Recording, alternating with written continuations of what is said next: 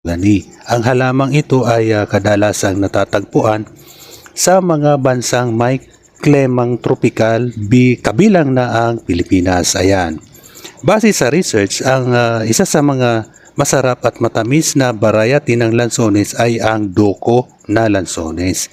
Kaya lang sabi nila, hindi lahat sa isang tangkay ay mahaharvest mo sila dahil sa hindi lahat sabay-sabay mahinog ang doko lansones na variety, hindi tulad ng ibang variety o yung native na variety at iba pa. Ayan. So ayan guys, malapit ko na nga matapos itong aking pag-i-sketch. Ako po lubos na nagpapasalamat sa inyo sa walang sawang panonood sa aking mga sketches. Ayan. So ayan guys, tapos na nga po.